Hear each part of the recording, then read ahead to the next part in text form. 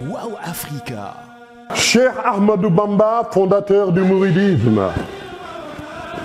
Cheikh Ahmadou Bamba est né dans la dynastie de l'aristocratie princière. Ainsi, il créa cette clairière au nom évocateur de Darou Marnane. Et très vite, cette localité devient le lieu de rendez-vous de tous les opprimés et de tous les opposants à la présence française. Peu de temps après, Cheikh Ahmadou Bamba créa Touba, choisi pour servir de capitale de la doctrine qui vient de fonder le mouridisme.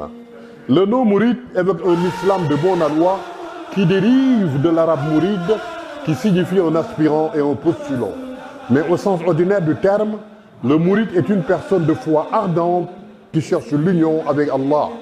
Mais le caractère du mouride, la doctrine du mouride, est d'avoir donné le travail manuel comme équivalent de la prière et comme tel susceptible d'assurer le salut éternel.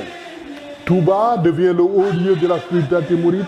La situation géographique de la nouvelle Médinatoul Mounawara valent au mouridisme naissant un recrutement si particulier qui contribue à le faire distinguer davantage.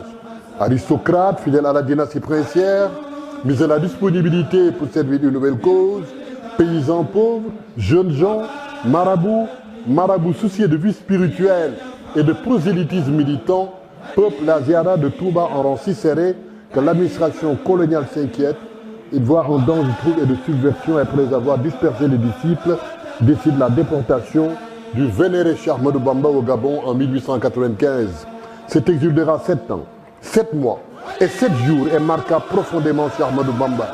Mais il en revient avec une culture plus approfondie, un mysticisme plus dépouillé. Dès lors, toutes les forces d'opposition de la race Wolof se cristallisent dans le Bawal et plus particulièrement dans le Kadior.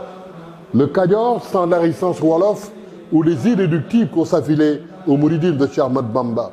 Parce que ce dernier a été érigé en sentiment de l'ancienne indépendance, comme l'a dit le capitaine Paul Marty, de son retour au Sénégal, le prestige de Cheikh Ahmadou Bamba aux yeux de ses disciples, son rôle de guide spirituel et de chef temporel a atteint un tel degré que, 6 mois plus tard, Cheikh Ahmadou Bamba sera déporté en Mauritanie à Zoué-Elman. C'est après justement qu'il l'autorisation de venir se fixer au Sénégal.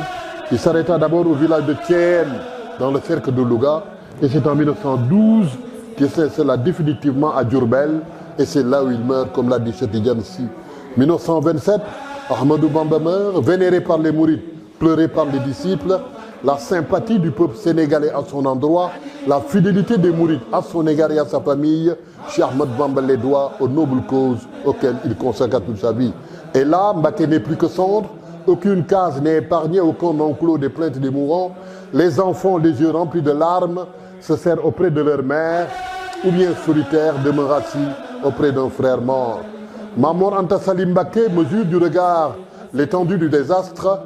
L'année est-elle maudite dans ce Bawal, il a vu le jour, dans cette région du Sénégal, où tout est ligué contre les habitants depuis la fin de l'hivernage 1882. Le vent, la chaleur, les insectes et maintenant la fureur des hommes.